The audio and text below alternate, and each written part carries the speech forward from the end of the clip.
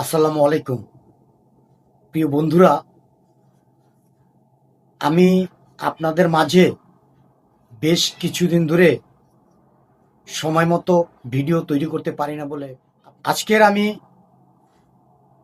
ঘুম থেকে উঠে যখন রাস্তায় বের হলাম, তখন পরিচিত অনেক দোকানদার আমাকে জিজ্ঞেস করলো যে ভাই, এই যে গ্যাসের একটা সিন্ডিকেট, এই ব্যাপারে আপনারা কেন কেন লেখালেখি করেন না, কেন আপনারা এই ব্যাপারে হস্তক্ষেপ নিচ্ছেন না? 1200 টাকার একটা গ্যাস এক রাতের ভিতরে কিভাবে 2500 টাকা হয়ে যায়, 2200 টাকা হয়ে যায়, 2000 টাকা হয়ে যায়? আপনারা এই ব্যাপারে কেন কোনো হস্তক্ষেপ নিচ্ছেন না?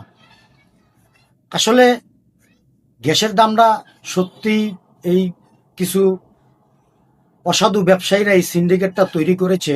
এজন্য সরকারও অনেক পদক্ষেপ নিয়েছে এবং নিচ্ছে, কিন্তু সামনে আরও পদক্ষেপ নেওয়া দরকার। তো আমি তাদের কথা শুনে বেশ কিছু গ্যাস সিলিন্ডারের দোকানে গেলাম, যে জিজ্ঞেস করলাম যে ভাই, আসলে আপনারা গ্যাসের বোতল কত করে বিক্রি করছেন? যে তারা 2000 টাকা করে বিক্রি করছে। কয়েকটি দোকানে গেছি, তার ভিতরে একটি দোকানে একটি মাত্র গ্যাস ছিল। এক ক্রেতা আমাকে দেখে বলল যে ভাই, ওই দোকানে গ্যাস আছে একটা, 2000 টাকা চাচ্ছে। তা আমি বললাম চলেন সেই দোকানে একটু যাই। তো দোকানে গেলাম, দোকানে যেয়ে দেখলাম যে ছোট্ট একটি দোকান, ওইখানে গ্যাস হোলসেল দোকান থেকে এনে 4টা 5টা গ্যাস এনে তারা আসলে বিক্রি করে। তো তার কাছে আমি জিজ্ঞেস করলাম, তিনি বলল যে ভাই, আমার কাছে একটা গ্যাস আছে, সেটা বিক্রি করে ফেলছি, একজনে নেওয়ার কথা বলছে, উনি আসলে এটা নিয়ে যাবে, এখন আমার কাছে গ্যাস নাই। জিজ্ঞেস করলাম কত করে বিক্রি করেন? তিনি আমাকে বলল 2000 টাকা করে বিক্রি করি। তা আমি বললাম ভাই, এইটা কেন 2000 টাকা করে বিক্রি করবেন? উনি বলল যে গ্যাসের আমাদের বেশি দামে কিনতে হয়, তাই বেশি দামে বিক্রি করি। তা আমি ওনাকে জিজ্ঞেস করলাম যে আপনি যে গ্যাস বেশি দামে বিক্রি করেন, আপনি যে বেশি দামে কিনে আনছেন, তার ডকুমেন্ট স্বরূপ কোনো ক্যাশ মেমো আপনার কাছে আছে? তো উনি আমাকে বলল যে না, ক্যাশ মেমো আমাদেরকে দেয় নাই। তা আমি বললাম, ক্যাশ মেমো কেন আপনি আনেননি? ক্যাশ মেমো ছাড়া কেন আপনি বিক্রি করলেন? আর ক্যাশ মেমো ছাড়া কেন আপনি দোকানে এনে বিক্রি করেন? এটা তো যে দুর্নীতি করছে তাকে আপনি সাপোর্ট করছেন।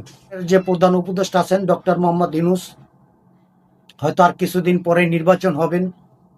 তো এই সুযোগে যারা অসাধু ব্যবসায়ী আছেন, তারা আসলে সিন্ডিকেট করছেন।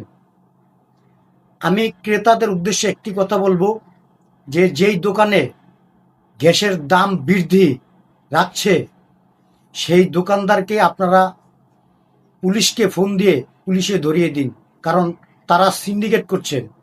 সরকার থেকে যদি গ্যাসের দাম বাড়ানো হতো, তাহলে বাড়তি দাম দিয়ে আপনারা কিনতেন, কিন্তু গ্যাসের দাম সরকারিভাবে বাড়েনি।